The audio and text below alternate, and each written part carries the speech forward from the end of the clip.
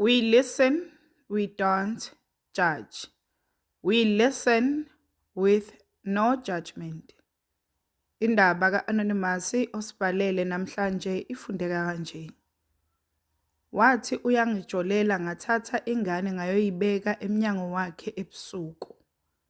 Ngiyabingelela kuwe dadewethu nakumphakathi wala ekhaya. Ngaqeda isikole ngazihlalela ekhaya ngingakasitholi isikole ukuthi ngiqhubeke nezifundo zami.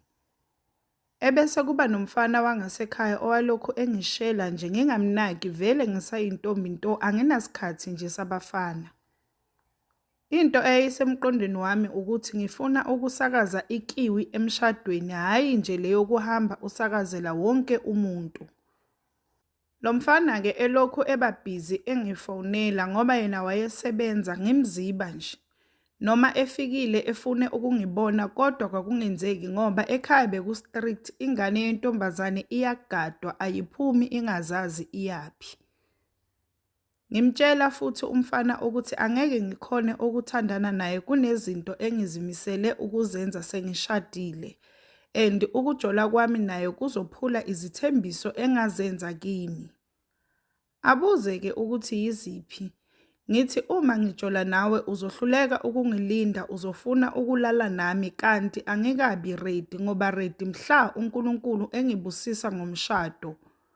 Okunye ke angiyazi inhloso yothando lwakho kimi. Mhlasimpe uyangihalela ukuthi ngilale nawe bese ungishiya kanjalo.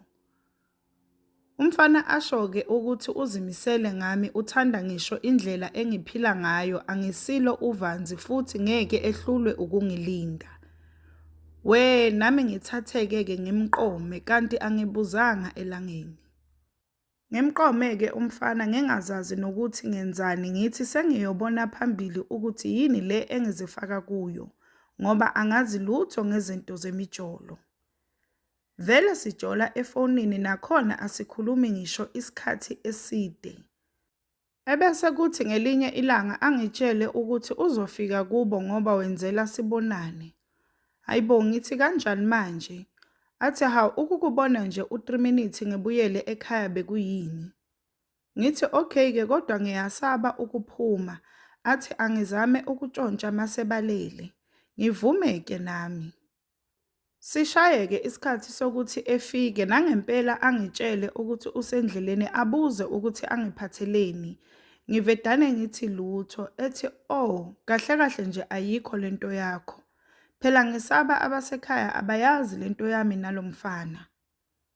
Afike ke kubo vele kuyabonakala mawusekhaya. Senginovalo ngiyaplana ukuthi ngizophuma kanjani kuze ngingabanjwa. Ngimtshele-ke angibhalele uma esethi ngiphume engafoni. Lapho u9 isikhathi vele ngilala nezingane imina omdala seziyalala vele. Asho-ke ukuthi usefikile ngisukume ngigqoke nginyonyombe ngiphume. Futhi sime endaweni esithele hhayi la ekuzobona khona wonke umuntu. Into engangiyijabulile ngibona indoda yami inkosi yami.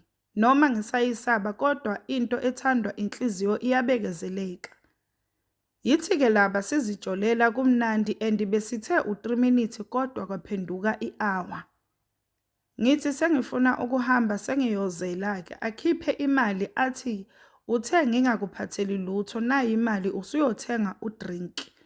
Ngibonge angiboni nokuthi imalini.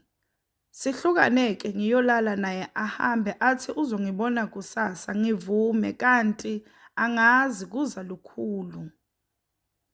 Ngifike-ke ekhaya ngilale vele akekho ongibonile ukuthi bengingekho bonke balele.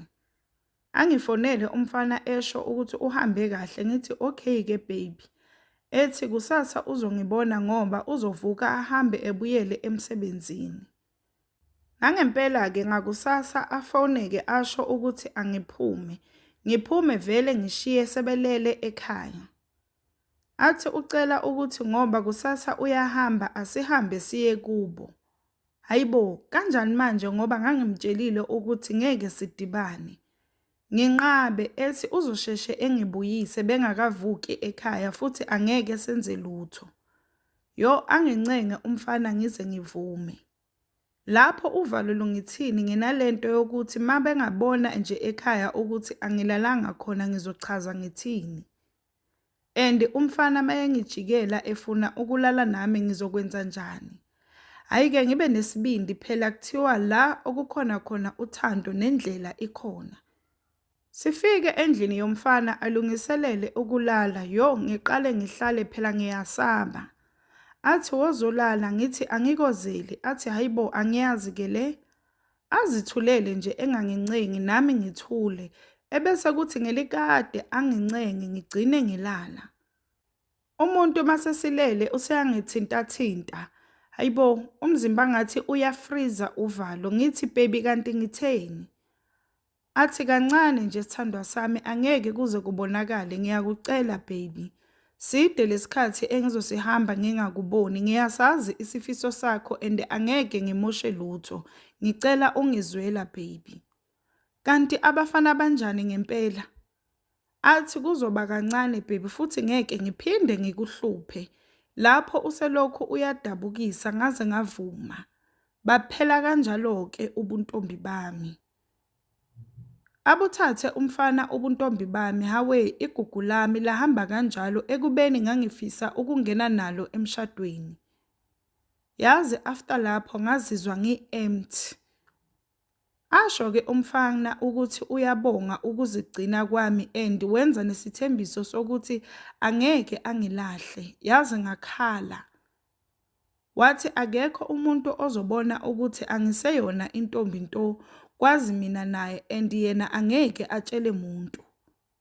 Silale-ke kuthi ngo-past 3 sivuke phela angifuni ukubanjwa ukuthi angilalanga ekhaya. Ngo-4 angiphelezele vele kwakusebusika kusemnyama. Anginike-ke ihagi ebese eyajika nami ngingene ekhaya.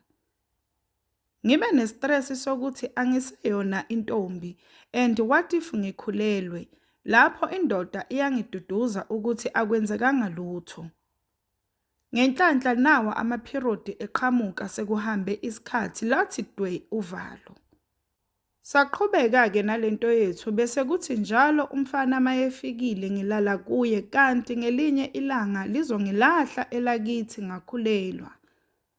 Ye mama ngenziwani ngizothini ekhaya?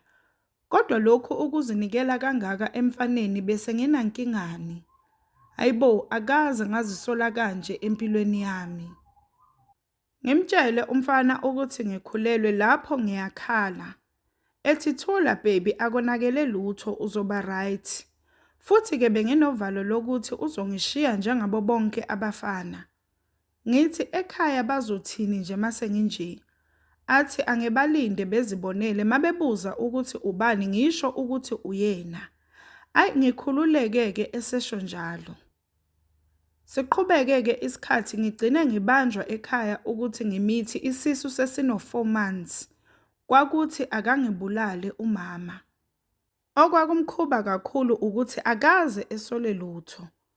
Wabuza-ke ukuthi esaphi isiso ngasho. Wathi nje ntambama ngiyosibika. Nangempela-ke bangiphelezela omama bakamakhelwane wasivuma umfana. Kanti kuseza inja yenkinga. Yazi umfana angazi kwashintshaphi angisamtholi nje kahle ukuthi sekwenze njani ngaye akasafoni njengoba ebehlale enza. Kodwa mangicela izinto uyangenzela and nemali wayengifakela njalo mayeholile. Mangifona ngibuze kwenzakalani ngaye sengiyamswela athi akukho lutho lapho sengiyabona ukuthi uyajola. Ngitete-ke ajabule ngithole intombazane. Afike ekhaya ezoyibona kodwa engalali ahambe abuyele emumva. Ayithande ingane yakhe asishiyele nemali ukuthi makwenzeka kukhona esikudingayo sikuthole. Sibonge bakithi kubaba wethu. Yazi kwaphela u3 days ehambile kungene nje i-call yenamba engingayazi. Athi usisi uyifunani indoda yami? Ngithi indoda yakho ewubani? Asho-ke athi le oyibiza ngobaba wengane yakho. Ngithi hayibo ungangidakelwa wena ngivale ifoni yami. Ngimfonele ubaba wengane ngithi kunosisi oqeda ukungifonela ngithi uyamazini. Athi utheni? Ngisho athi akamazi. Ngithi kanjani ngoba uthi angihlukane nawe uyazi nokuthi nginengane nawe. Avedane adinwe. Niyabazi-ke abafana into mabeyazi bayazikwatisa kuqala. Emva kwalapho-ke ngivale ifoni yami ngithule nje sizibane sekungena imali yengane kuphela ngizithulele nje. Kuthi ngelinye ilanga ngizwe ngey'ngane zasekhaya ukuthi ufikile ubehamba nenye intombazane. Hayibo, ngezwa ngathi ngiyahlanya futhi angifuni-ke ukukhombisa ukuthi bengingazi. Ngivele ngithi ngizomvova-ke lo, ngeke phela mina ngidlale yena. Ngilinde umama eyolala ngaqukula ingane nokudla kwayo ngabhala iletha ngathi, angeke ngibe busy nengane wena ongumafendane. Ngafike ngayibeka emnyango wendlu yakhe. Ngayibeka-ke ingane emnyango konke neletha nencence. Ngaqede ngasithela ngendlu la engizobona khona ukuthi i-right yini ingane ngoba inhloso yami akuyona eyokuzwisa ingane ubuhlungu. Ngenzela nokuthi mabeyithatha ngibone mase ngiyahamba. Futhi-ke ngabafica kahle besaqawulisana nale ntombazane inomsindo owuzwa ngisho ungaphandle. Ivele iqale ingane ikhale phandle nakimi kuyazwela kodwa angina choice ngizolinda isho ukukhala ingane hayi kancane. Ngibone kuvuleka umnyango masisha kuphume ubaba wayo. Ethi hayibo ingane yami nje lena kwenzakalani ibekwa yini phandle. Ayithathe angene endlini ngisuke ngiziyele ekhaya. Ngingadlala umfana phela angeke. Ngivale ifoni yami ngingene endlini ngilale abufiki nakahle ubuthongo sengiyayikhumbula ingane yami bandla. Ngithi no yazini angivule le foni yami.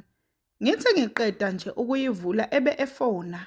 Ingane ngiyayizwa iyakhala intombazane iyathetha ngisho ngenhliziyo ngithi ibambe ngakho angisona isilima mina. Athi iphi ingane ngithi ikuwe nje bengenzela niyiphathe kahle nentombi yakho.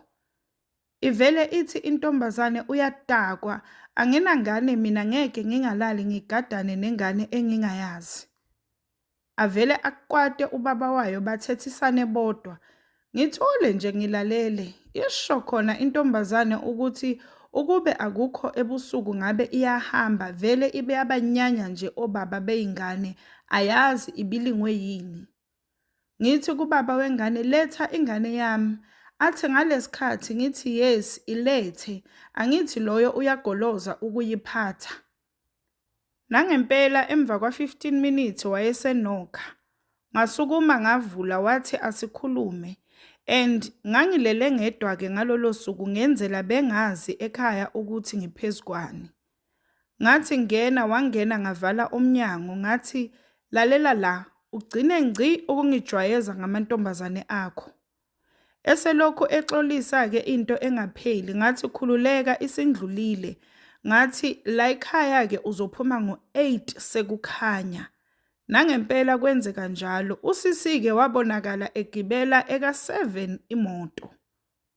Singadlala abafana phela besizalise bejike besishiye kanjalo nezingane bona baqhubeke nezimpilo zabo. Sisayibambile-ke nomfana ngoNovemba ngonyaka ondlule bekayovela ekhaya. Kulonyaka siplena ukuthi eyoqedela. Ezomjolo wakhe-ke wenza sure ukuthi uyangifihlela ngoba solokhu ngagcina ngaleya ntombazane angizange ngimbhaqe futhi. We listen, we don't judge. We listen with no judgment. Sacela usitshele ukuthi ucabangani ngendaba ka-Anonymous osibhalele namhlanje lapha ku-comment section. Sacela ungakhohlwa ukulike, ushare, usubscribe.